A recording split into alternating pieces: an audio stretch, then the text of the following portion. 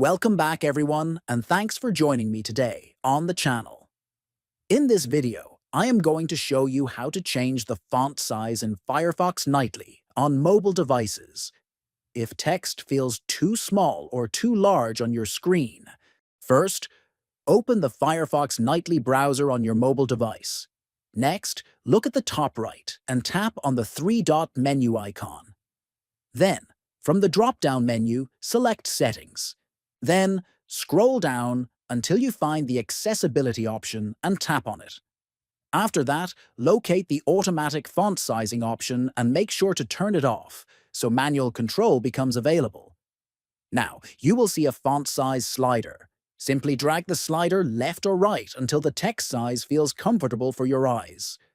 If you found this video helpful, feel free to subscribe to the channel, like the video, and share it with others who may need it.